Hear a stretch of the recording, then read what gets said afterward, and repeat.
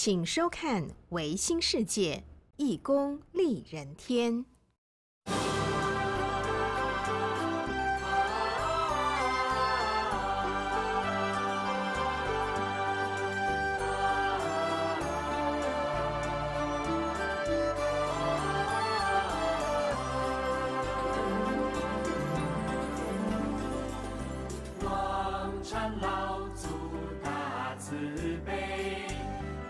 慈航为太平，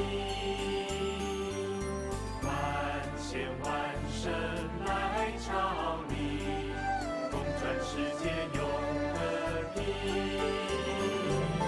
三六天罡南天来，七二天是天心爱。五百尊者土足礼，五三如来生门开。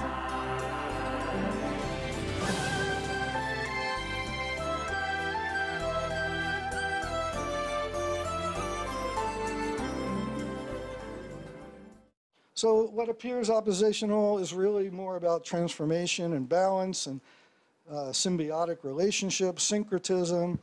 The middle position, there was a lot of discussion yesterday in the great presentation that Yuanyi Shifu gave us about the lines, each line having a different meaning and different symbolism, and the lines can be temporal.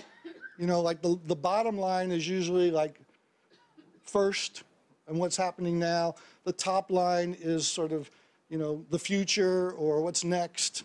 But within the lines, the middle line is a ruling line.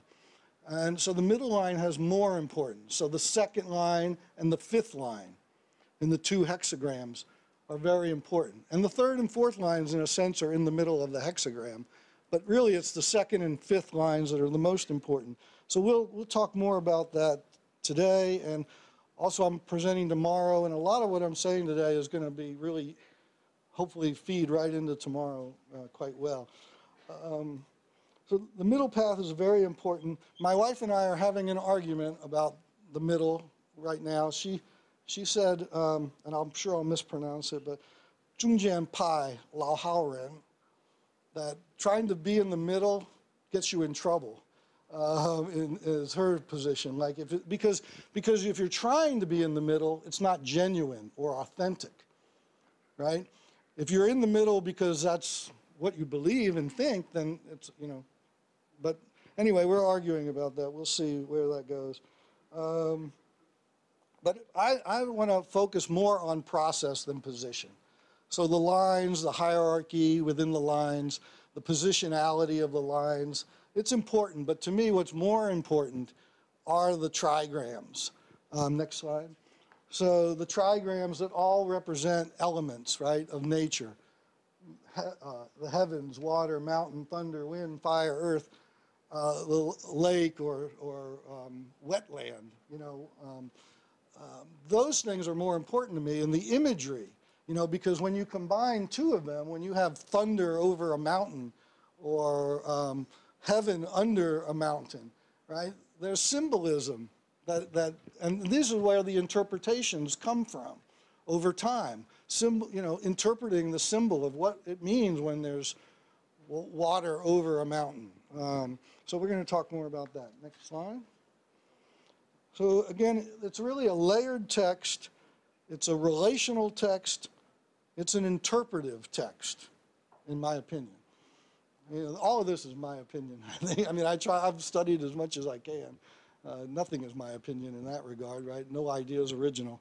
But, and the three teachings, so the Confucian advice is usually around social justice and responsibility, ethics, respect, integrity in our relationships, right?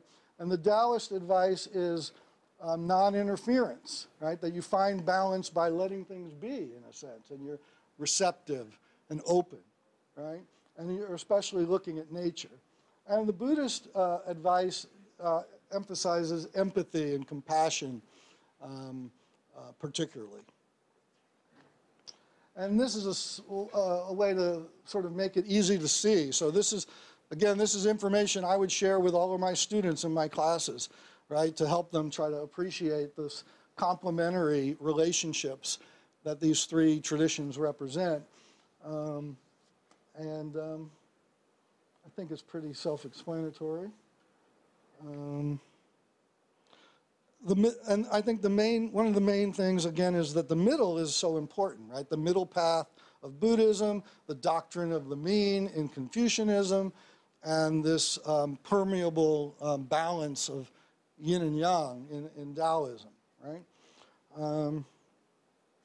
I think about yin and yang very scientifically, if that's allowed, in my opinion. And I think of, like, ancient people, they knew an awful lot. They were every bit as smart as we are. People 10,000 years ago who figured out, like, how to create hybrid agricultural foods and raise food, you know, they were paying a lot of attention to the sun setting and rising, and the shady side of the mountain, the sunny side of the mountain, and the different flora and fauna that live on the different parts of the mountain. And there are some animals that, you know, they stay on one part of the mountain for part of the day, and they go to another part of the mountain on another part of the day, right? So there's this constant change and heating and cooling,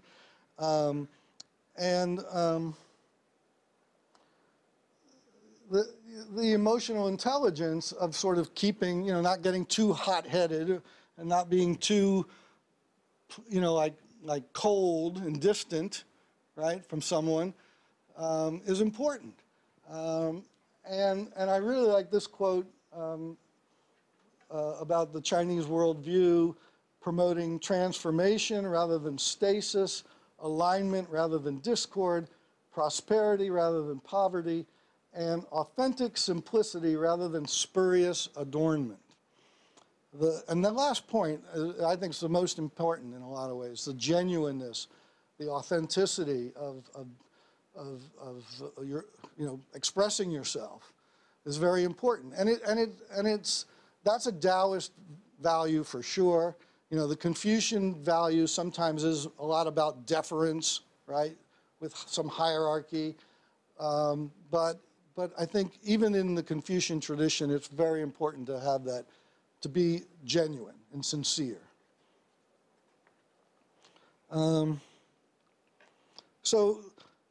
This equanimity, this composure, very important. Again, Jack Balkin, could you jump all the way to the very end for just a second? Just keep going all the way to the end.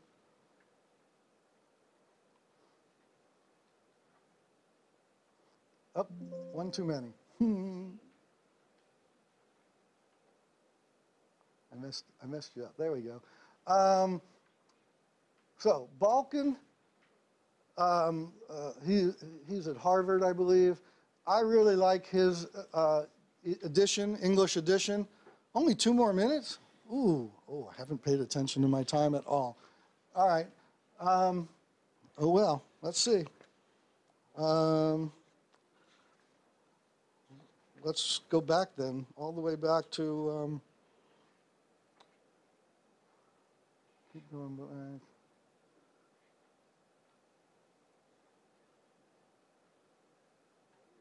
Okay, right there. The Belt and Road Initiative. So here's a practical application for today, right? This is the biggest sort of human endeavor to try to, you know, transform the world. Like, I mean, development project. They're spending like $1 trillion already on building infrastructure, right? And it's supposed to be informed in part or going forward by this ecological civilization idea, right? That it's going to be done sustainably, right? And not just for, you know, to make China rich, right? And it's going to lift people out of poverty, right? In the places that all this investment is going into, right?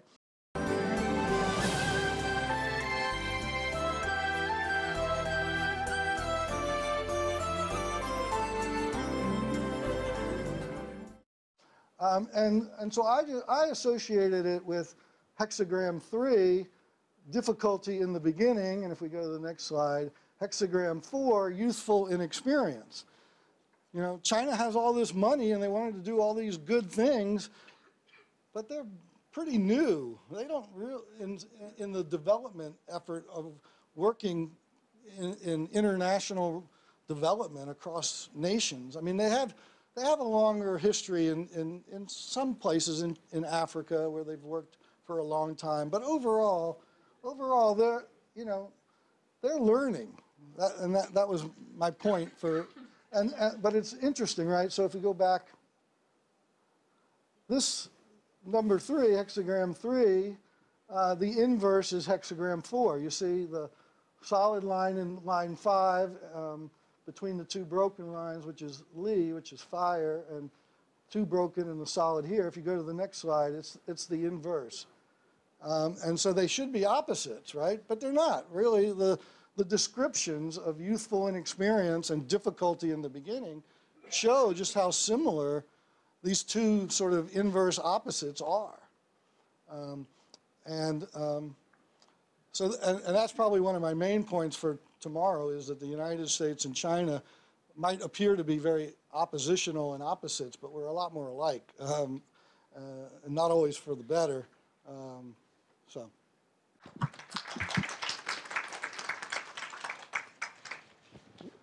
Our next speaker is someone named Massimo Introvigne.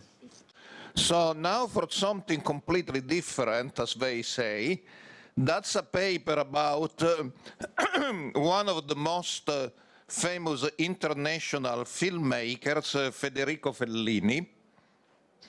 And on April 6, 1974, according to his journal, Fellini had to confront a difficult choice, and he sat in front of a friend, begging this friend for suggestions and comments. But in fact, the friend was the I Ching. The friend was a book.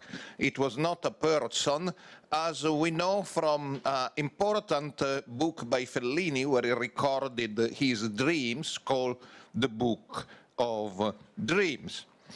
And so we know he didn't use the sticks, but he practiced the divination with the 3 coins almost every day for several decades of his life. And just to quote one episode, we don't have a lot of time, at one stage he should decide in the 1970s where he should do a movie about Casanova. And it will be an erotic movie, so he will know there will be problem with censorship production. And he had easier option, perhaps will make more money. So he asked the I Ching, and the I Ching basically said, yes, you should do Casanova. So he wrote Evviva in all capitals and said, the I Ching has spoken and the question is solved. And he did the Casanova, which eventually received critical acclaim. But sometime he consulted the I Ching for general ideas about his life, so he received answers. I learned that the universe is perfect, you should remain calm, nothing can affect you, etc. Now, in an important interview on the subject to the daily newspaper Repubblica, Fellini said he had no theoretical understanding, unlike Wei Xinjiao, of the cosmology behind the I Ching, but he didn't care. What was important for him was that I Ching worked and solved his problem when he needed. But can you pass me the water, please?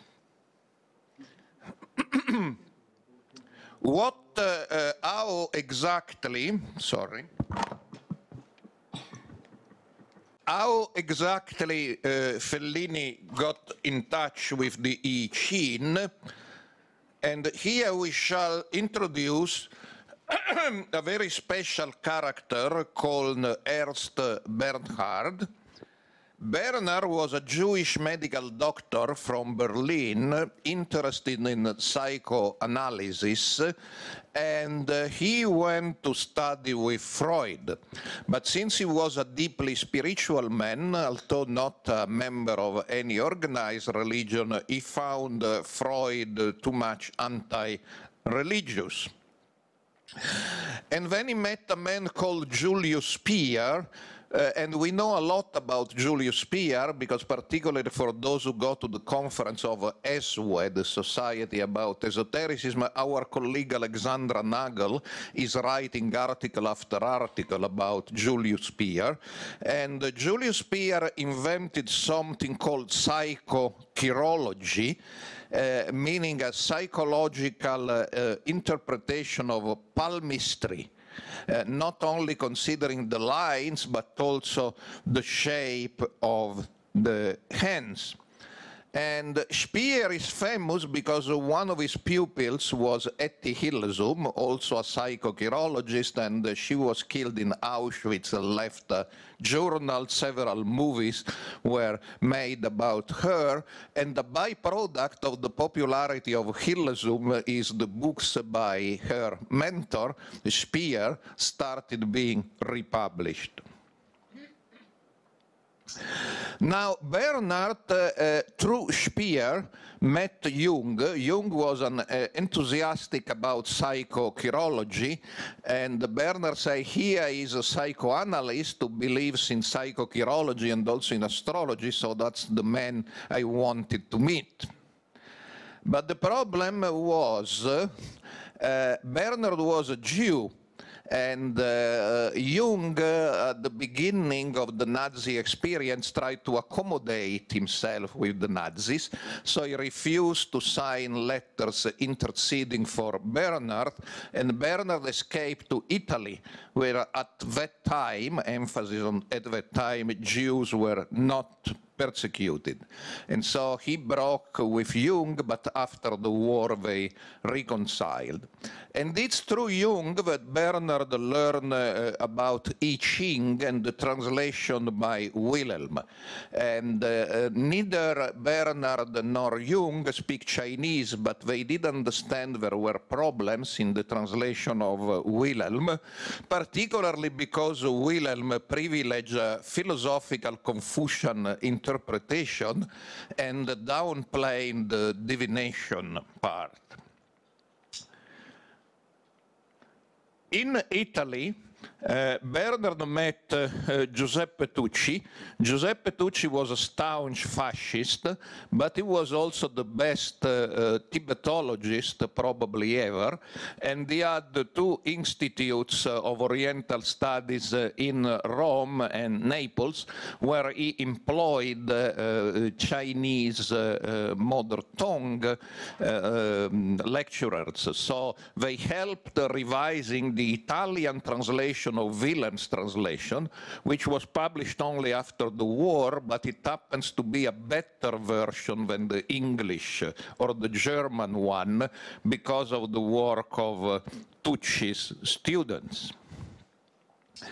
As I said, when Bernard moved to Italy, Jews were not persecuted, but afterwards Mussolini allied himself with Hitler, and the Jews went to concentration camp.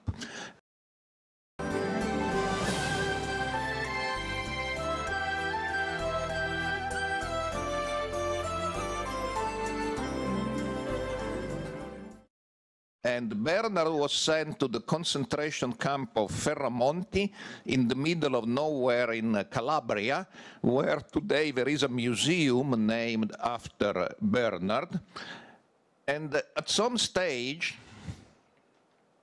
as a foreigner, he was put in the list for being taken to Auschwitz, but Tucci, who was an important figure in the fascist party, interceded for him and even find a hiding place for him to stay in Rome until the end of the war. Then after the end of the war, Bernard emerges a well-paid and famous and fashionable psychoanalyst for both Italian and expatriate intellectuals. Some of them were very famous literary figures.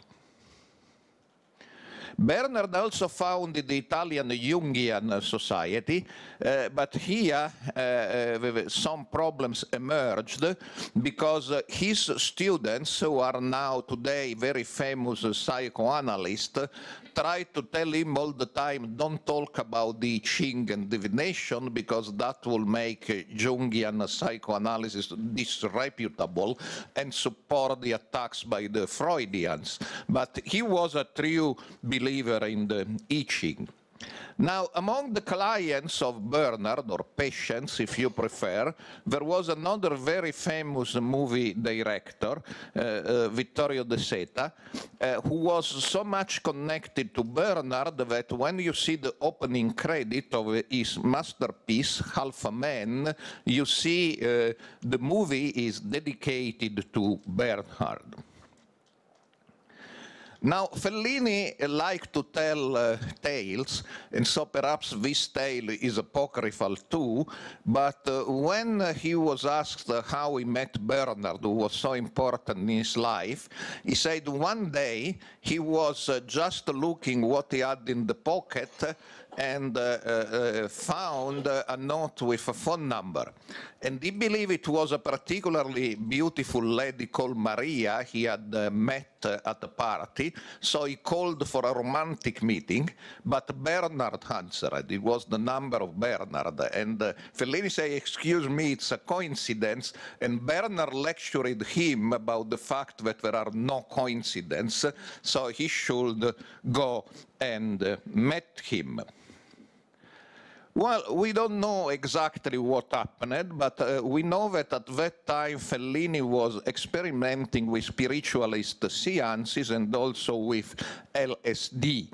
And if we look at the autobiography of De Seta, they were friends, De Seta said the note actually existed because they were passing in the car under the windows of Bernard. And De Seta told Fellini, here is a man you should absolutely meet. You will forget, so I'm putting a note in your pocket. So the note will probably, did probably exist. So it was a very important meeting because Fellini, besides spiritualist mediums, was looking for magicians, and he met a number of charlatans and people after his money.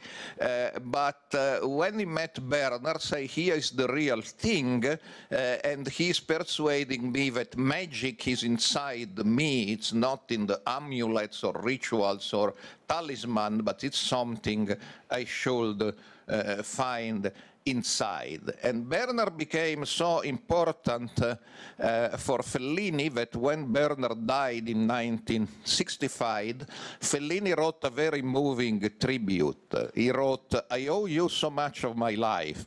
I owe you the possibility of continuing to live with moments of joy. I owe you the discovery of the new dimension, of a new sense of everything, of a new religiosity. Thank you forever, brotherly friend, my true father. Help me from where you are now, blissful spirit. Peace to your good soul. Remember us, we all love you dearly in our souls. Farewell, farewell, friend of the heart, a true holy man.